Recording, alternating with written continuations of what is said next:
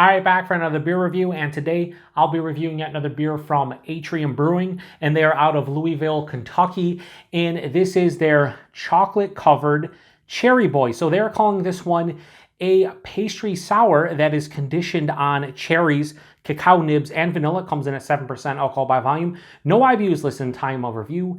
This can is just over 5 weeks old. I want to give a huge thanks and shout out once again to a very good friend of mine and viewer of the channel, Todd, for hooking me up with this one. So big thanks to him. In the description box, I'll throw a link to the beer mail unboxing video I did that contains all the goodies he hooked me up with. And he hooked me up with 2 different Atrium beers. I've already reviewed and posted the first one, which was their Hefe. It was a German style Hefeweizen. So a beer that tastes like beer from Atrium, and it was really well done. It was a solid, well-made German style Hefeweizen, and then the other end of the spectrum, a pastry sour, something relatively new over the past 3 or 4 years.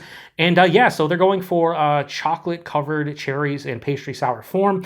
This is their Valentine's Day release, so they released this one, I believe, around Valentine's Day, and typically Valentine's Day, it's usually chocolate-covered strawberries, but I see where they're going with the chocolate-covered cherries. So I'm really excited about this one. Hopefully it tastes like chocolate-covered cherries in a sour. Hopefully it is sour, or at the very least tart. A lot of times pastry sours just don't have enough tartness or sourness, and we'll see if that's the case here. Let's give it a pour. Yeah, so it's kind of looking like I thought it would. Go something like that. Leave a little bit and pour the rest in when we are done. I love on the label how it shows like to and from, you know, kind of like a Valentine's Day gift. Interesting. I like that. Anyway, yeah, that looks crazy. Kind of looks like it's gonna look duller on camera, but in person, kind of looks like a cherry Kool-Aid or something. Really, it does, like a black cherry kind of like Kool-Aid-esque kind of look to it. Has like a deep dark red into like a mahogany kind of look to it. Can't really see through it at all. A little bit lighter at the bottom. Had about a finger of a off-white head that is now dissipated to a thin film. But yeah, it looks kind of what you expect from something calling itself chocolate-covered Cherry Boy. Nice. Oh, that's weird. All right. That is a weird scent. Here's the thing. I'm getting both medicinal cherry in addition to like a cherry Tootsie Pop. It has like, it's chocolate and almost like caramel, but then like a real cherries in there, but like a candied cherry. But then I'm getting a slight like, just like a Robitussin or like a medicinal cherry. Okay, that medicinal flavor is starting to go away a little bit. There's a nice, I would say, firm tartness to the nose. Like you definitely tell this is in the sour realm. It's a little bit of like a Berliner Weiss kind of base to it. Like there's a, trying to think of the character that I get with that. I mean, obviously there's wheat because it's a Berliner Weiss, but just a slight tart like Berliner Weiss character. That's what I'm getting from the base. But again, it's a Tootsie Roll Pop. That's what this is to me. Or Tootsie Pop in general. I don't know why I said Tootsie Roll Pop. It's a fucking Tootsie Pop. Yeah, Tootsie Pop all day long. It's a cherry Tootsie Pop. Not much more to say about it. There's a firm tartness, a little bit of the base like Berliner Weiss, even though they just call it pastry sour. A lot of times that's the base of this, a kettle sour. Yeah, not much more to say about it. It smells interesting. Do I necessarily love the aroma? No. But I do like Tootsie Pops, and I've had a couple beers that kind of, you know, have a Tootsie Pop kind of feel to them. So if it tastes like a Tootsie Pop, I'm not going to be mad at it. Anyway, cheers, everybody. Thanks again, Todd.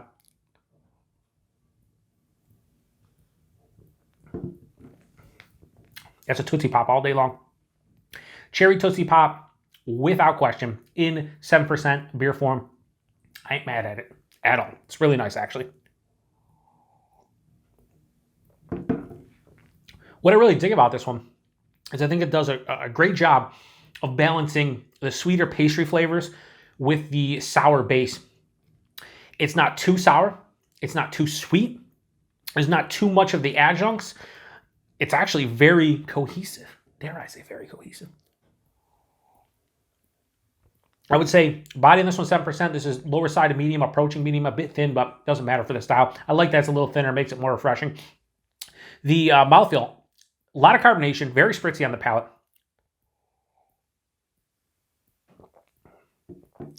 Very spritzy.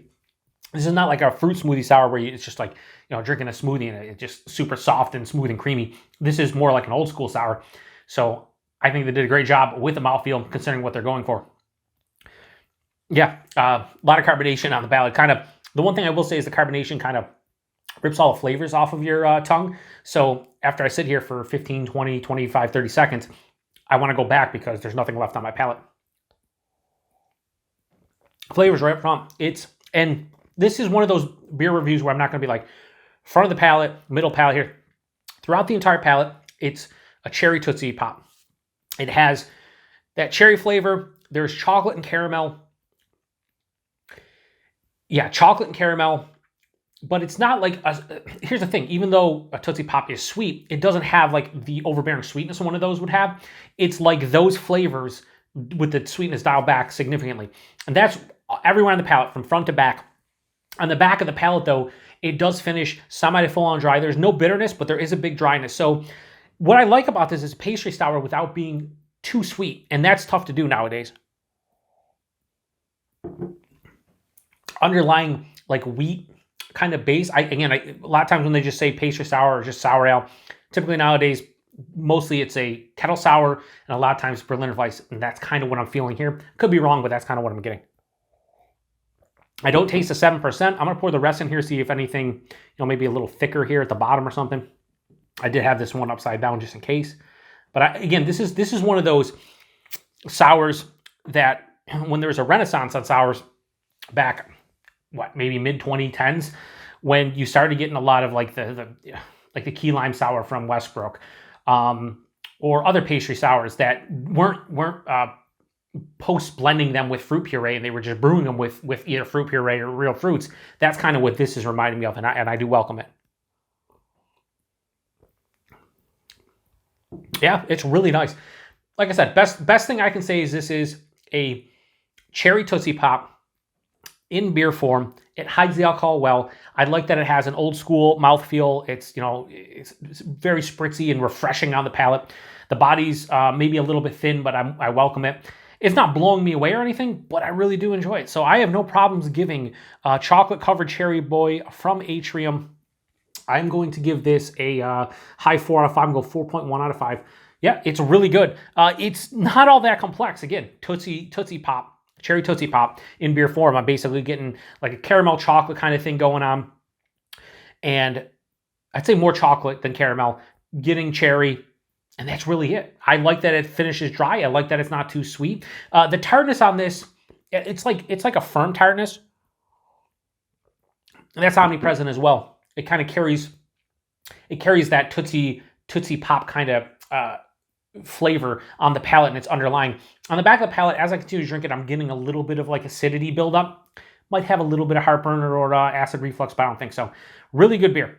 That's all I got to say about it. So price and availability, this is where Todd hopefully can chime in because I have no idea. If these come in 4-packs, I would hope that, they're in like the, 16 to 18 buck range at most. If it's $20 for a 4-pack of this, bit pricey, 7%, but they are using cherries, cacao nibs, and vanilla, and adjuncts can get expensive. So I would say if this is more than 20 bucks, I wouldn't ever buy it or recommend anyone try it. If it's in the $16 to $20 range, I'd definitely give it a go. And I'd imagine this is a series of beers, so I would like to try more in the boy series or whatever they call this. I'm sure they have other ones. Yeah, pretty good. So thanks to Todd for hooking me up with this one. 2 Atrium beers. They are both really well made. I prefer this over the German-style Hefeweizen, just because German-style Hefeweizen wasn't anything amazing. It was well done. It was just wasn't, didn't blow me away. This one, while not blowing me away, I really like the balance to this one, because again, these beers can go sideways in many different ways. Sometimes you get them, they're just way too acidic, way too sour. Sometimes you don't even get the adjuncts. Sometimes the adjuncts dominate. Sometimes it's way too sweet. So the fact that this one is very balanced, I'm here for it. That's what I'm here for. So thanks again to Todd. Thanks to thanks to anybody. Thanks to everybody stopping by for another beer review here on the Beer Patrol. If you've had this one before, post in the comment section. Let me know what you thought about it. If you've had any within the series, let me know. I'd be curious to know what other beers within the series out there. Anyway, to the next one. Cheers.